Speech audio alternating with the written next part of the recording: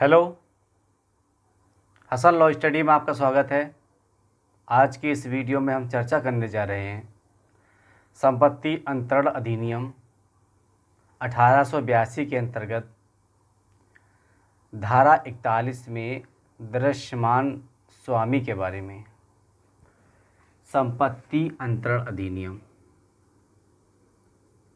संपत्ति अंतरण अधिनियम 1882 में धारा 41 यानी कि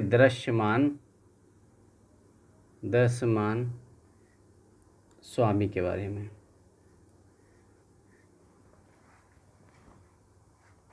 अगर आप हमारे इस चैनल पर नए हैं तो मेरा चैनल नीचे रेड बटन दबाकर अभी सब्सक्राइब कर लें, बिल्कुल निःशुल्क है।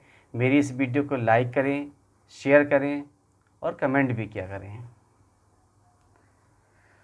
देखिए, आज की इस वीडियो में जिन टॉपिकों पर हम चर्चा करेंगे पहले वो देख लीजिए। तो पहला टॉपिक है, हम सबसे पहले दृश्यमान स्वामी की परिभाषा बताएंगे, परिभाषा पर चर्चा करेंगे। ठीक। दूसरा टॉपिक है सामान्य नियम, सामान्य नियम बताएंगे इसके दृश्यमान स्वामी के। तीसरा है दृश्यमान स्वामी की पहचान, दृश्यमान स्वामी की पहचान। ठीक, पहचान बताएंगे, पहचान चर्चा करेंगे। चौथा टॉपिक है धारा 41 की आवश्यक शर्तें, धारा 41 की आवश्यक शर्तें, ये शर्तें। ठीक। पांचवा टॉपिक रहेगा बेनामी समव्यवहार के तत्व, बेनामी समव्यवहार के तत्व, ठीक। नंबर 6 रहेगा वास्तविक स्वामी की सहमति या सम्मति, वास्तविक स्वामी की सम्मति। ठीक। सातवां टॉपिक रहेगा कि सप्रतिफल अंतरण यानी कि प्रतिफल सहित अंतरण, सप्रतिफल अंतरण यानी कि प्रतिफल सहित अंतरण। नंबर 8, आठवां टॉपिक है युक्ति युक्त सावधानी, सावधानी कौन सी बरती जाएंगी, युक्ति युक्त सावधानी। ठीक। और नंबर 9 है अपवाद, अपवाद पे चर्चा करेंगे, अपवाद। और 10 पे है मामले। ठीक, इससे संबंधित कुछ मामले इन केस, इससे संबंधित कुछ केस हैं, उन केस पर चर्चा करेंगे। अच्छा, अब परिभाषा के बारे में देखिए। परिभाषा के बारे में, जो दृश्यमान स्वामी यानी दृश्यमान स्वामी होता है, एक ऐसा व्यक्ति है जिसके पास बिना वास्तविक स्वामी के, मतलब बिना वास्तविक स्वामी के कुछ स्वामित्व के संकेत मिलते हैं। ठीक है, स्वामित्व के कुछ क्या बल्कि सारे संकेत मिलते हैं। ये संपत्ति के स्वामी के रूप में दिखाई देता है, ऐसा लगता है ये संपत्ति का स्वामी है, लेकिन स्वामी नहीं होता है। ठीक, स्वामी नहीं होता है।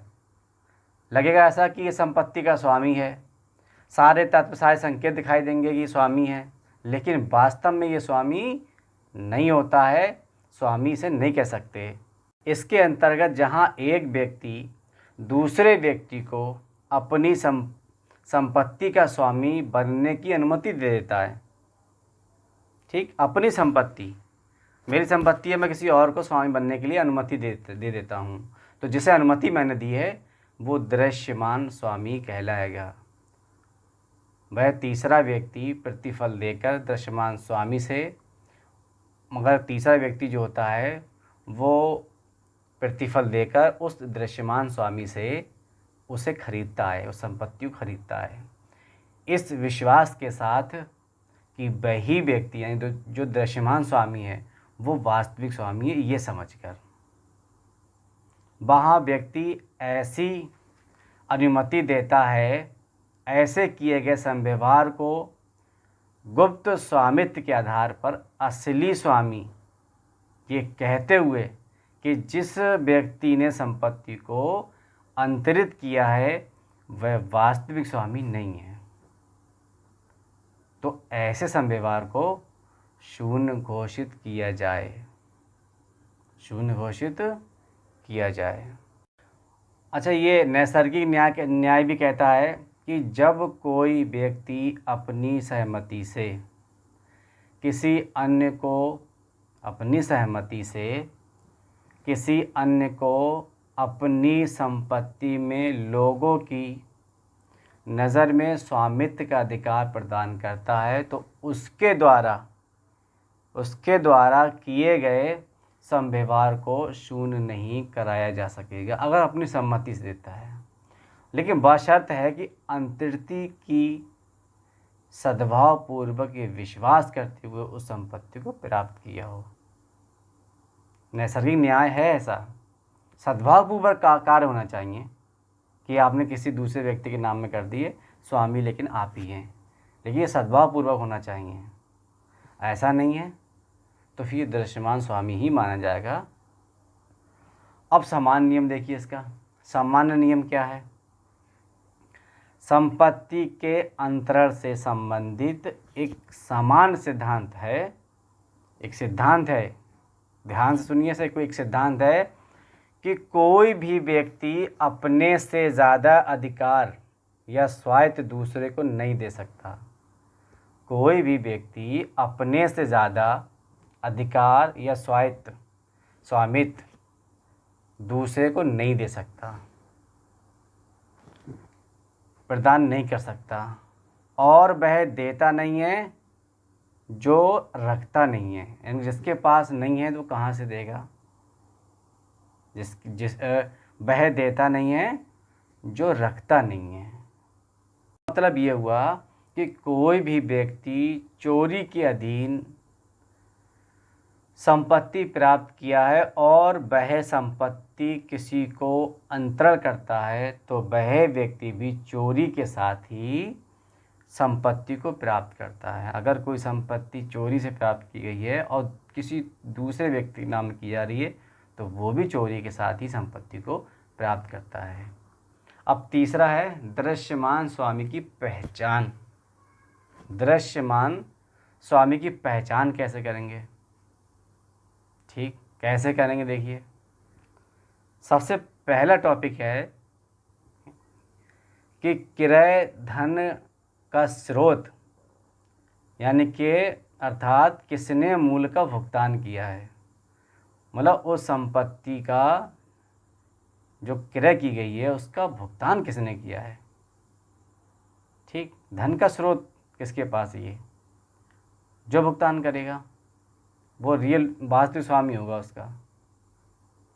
और दूसरा फिर क्वेश्चन दिमाग में टॉपिक ये उठता है, पहचान ऐसे हो सकती है कि क्रय करने के बाद यानी कि खरीदने के बाद कब्जे की प्रकृति अर्थात कब्जा किसके पास रहेगा, यानी किसने रखा था। ठीक, कब्जा किसके पास था। तीसरा है कि संव्यवहार को बेनामी रंग देने के लिए अर्थात दूसरे व्यक्ति के नाम में संपत्ति क्यों क्रय की गई, दूसरे के नाम से संपत्ति क्यों क्रय की गई। और चौथा टॉपिक है पहचान के बतौर कि पक्षकारों के बीच में क्या संबंध है। पक्षकारों के बीच में क्या संबंध है, परिचित हैं वो आपस में या अपरिचित हैं, किस तरह का संबंध है, ये पहचानने वाले तत्व हैं। तो पांचवा टॉपिक ये है कि संपत्ति की देखभाल कौन करता था और संपत्ति के ऊपर नियंत्रण किसका था। कौन करता था और नियंत्रण किसका था, मतलब देखभाल कौन करता था और उसका उस पर नियंत्रण किसका था। और छठा टॉपिक है स्वायत्त विलेखों की अभिरक्षा। जो बैनामा वगैरह प्राप्त होगा, जो दस्तावेज प्राप्त होंगे, वो किसकी अभिरक्षा में रहेंगे। तो ये 6 टॉपिक थे जिसे दृश्यमान स्वामी की पहचान की जा सकती है। अब नंबर 4, धारा 41 की शर्तें। धारा 41 की आवश्यक शर्तें। तो पहली शर्त ये है, अंतरक अंतर्ती संपत्ति का दृश्यमान स्वामी है। ठीक, दृश्यमान स्वामी है। दूसरा, वह दृश्यमान स्वामी वास्तविक स्वामी की अभिव्यक्त या विवक्षित सम्मति है, सम्मति होती है। तीसरा है अंतरक प्रतिफल सहित होगा। जो अंतरण जो होगा वो प्रतिफल सहित होगा। अंतर्ती ने, अब चौथा है अंतर्ती ने ये पता लगाने में युक्त सावधानी बरती है। अब नंबर 5 देखिए, बेनामी समव्यवहार के तत्व। बेनामी समव्यवहार के तत्व 6 तत्व हैं। ठीक, पहला देखिए, पहला है हेतु। बेनामी समव्यवहार के 5 तत्व हैं। पहला है हेतु, दूसरा है, पहला हेतु है और दूसरा है संबंध, तीसरा है कब्जा। ठीक, कब्जा। चौथा है अभिरक्षा, अभिरक्षा। पांचवा है प्रतिफल का भुगतान। ठीक, और ये जो लास्ट का है छठा, वो है पक्षकारों का आचरण। पक्षकारों का आचरण, ये बेनामी समव्यवहार के तत्व हैं। हेतु होना चाहिए, कोई उद्देश्य होना चाहिए, आपस में कोई संबंध भी होना चाहिए उन लोगों के, कब्जा भी होना चाहिए स्वामी के पास, अभिरक्षा में होना चाहिए स्वामी की, प्रतिफल का भुगतान भी होना चाहिए और पक्षकारों का आचरण भी मुख्य तत्व है इस बेनाम समव्यवहार के लिए। छठा है वास्तविक स्वामी की सम्मति। जो दृश्यमान स्वामी, यानी कि दृश्यमान स्वामी वास्तविक स्वामी की सम्मति से दृश्यमान स्वामी है। सही बात है, वही व्यक्ति दृश्यमान स्वामी होगा जिसने वास्तविक स्वामी की सहमति प्राप्त कर ली हो, सम्मति प्राप्त कर ली हो। ठीक, चाहे वो सम्मति अभिव्यक्त हो और चाहे विवक्षित हो। अभिव्यक्त मतलब मौखिक या लिखित होती है, और जो विवक्षित होती है वो व्यवहार से होती है, आचरण से होती है। अच्छा, 7वां है प्रतिफल सहित अंतरण, यानी सप्रतिफल अंतरण। प्रतिफल सहित अंतरण क्या होता है कि यदि इस धारा के अंतर्गत अंतरण अनुग्रहिक है, ठीक, तो धारा के प्रावधान लागू होंगे। इसीलिए ये जो अंतर होता है वो दान की परिधि से बाहर है। दान पर ये सिद्धांत, यानी कि दृश्यमान स्वामी का जो सिद्धांत है वो लागू नहीं होता है। धारा 41 वहाँ लागू नहीं होती है दान के अंतराल पर। अच्छा, धारा 41 के जो प्रावधान है वो न केवल विक्रय पर लागू होते हैं, बल्कि बंधक पर भी लागू होते हैं, विनिमय भी लागू होते हैं और पट्टे में अंतरण पर भी लागू होते हैं। कहाँ कहाँ लागू होते हैं देखिए, दृश्यमान स्वामी के धारा 41 कहाँ कहाँ लागू होगी। धारा 41 लागू होगी, कहाँ कहाँ होगी। नंबर 1 बंधक पर, ठीक, बंधक पर लागू होगी, और विनिमय पे भी लागू होगी, पट्टे पर लागू होगी। पट्टे पर लागू होगी और विक्रय पर भी लागू होगी, विक्रय पर,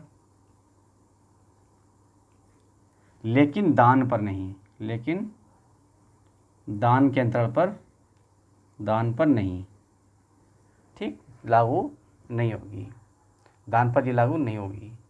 8वां ये है कि युक्ति युक्त सावधानी, ठीक, युक्ति युक्त सावधानी। अच्छा, युक्ति युक्त सावधानी में क्या है,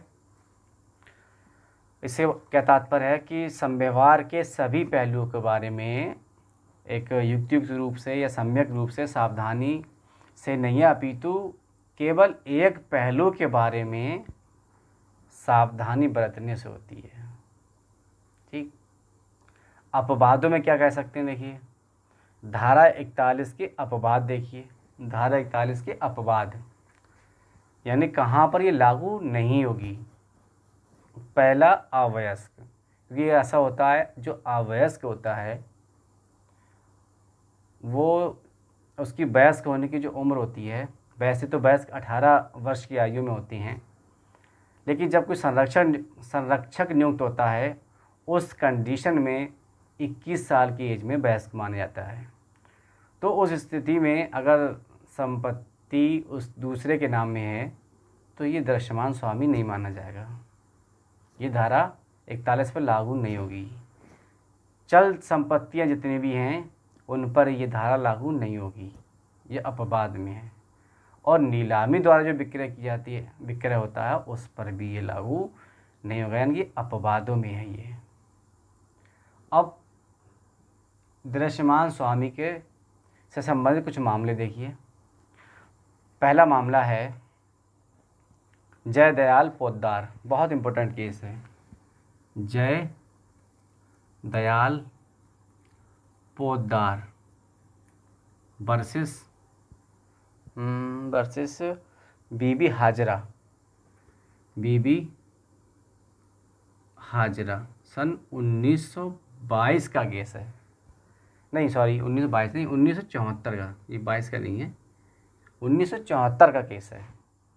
अच्छा, इसमें क्या था, ये प्रश्न इसमें निर्धारित किया गया था कि अभी मैंने जो बताया था कि दृश्यमान स्वामी है या नहीं है, कैसे पहचान करेंगे, वो बातें ध्यान रखने के लिए इसमें ये बात बताएगी। कौन कौन सी, देखिए कौन सी बात बताई थी, इसमें 6 बातें बताई हैं, वैसे मैं बता चुका हूँ अभी, फिर सुन लीजिए, मिलती जुलती हैं। 6 बातें हैं। पहली बात है कि क्रय धन का स्रोत, जब संपत्ति क्रय की गई थी तो धन किसने दिया, कहाँ से आया, ठीक। दूसरी बात यह है कि क्रय करने के बाद कब्जा का स्वभाव क्या है, कब्जा किसके पास है, ठीक, कब्जा किसके पास है। तीसरा, संव्यवहार को बेनामी, ठीक, संव्यवहार को बेनामी, तीसरी बात यह है। चौथी है पक्षकारों का संबंध क्या है, आपस में जो पक्षकार हैं उनका संबंध क्या है, परिचित हैं या अपरिचित हैं, क्या संबंध है आपस में उनके। 5वां है स्वायत्त विलेय की अवरक्षा, जो विलेय प्राप्त होगा उसकी किसकी अवरक्षा में रहेगा, वो बैनामा किसकी अवरक्षा में रखा जाएगा, वो रजिस्ट्री किसके पास होगी। 6ठा है कि विक्रय के बाद पक्षकारों का आचरण क्या होगा, व्यवहार क्या होगा, ठीक। तो ये 6 बातों पर आधारित है, ये वही जो अभी बताया मैंने कि दृश्यमान स्वामी की पहचान एक तरीके से। अच्छा, एक 3 मामले और हैं, कुछ और मामले, खाली उनका नाम बता देता हूँ, बहुत अच्छे केस हैं। मोहम्मद सुलेमान बनाम सकीना बीबी, ये 1922 का केस है। मोहम्मद सुलेमान बनाम सकीना बीबी, सन 1922 का केस है। दूसरा केस देखिए, नंद किशोर मेहरा बनाम सुशील मेहता, 1995 का केस है, 1995 का केस है, ये दृश्यमान स्वामी से संबंधित है। तीसरा है राजकुमार बनाम बैक्यून, ये तीसरा केस है, बहुत इंपॉर्टेंट केस है, लेकिन इसे डिटेल्स नहीं बता रहा हूँ, बस नाम बता रहा हूँ। ये तीनों केस दृश्यमान स्वामी से संबंधित हैं। आज की इस वीडियो में मैंने चर्चा की संपत्ति अंतर अधिनियम 1882 में धारा 41 के बारे में, दृश्यमान स्वामी के बारे में। अब मिलते हैं अगले वीडियो में, जुड़े रहिए हसन लॉ स्टडी के साथ। बाय।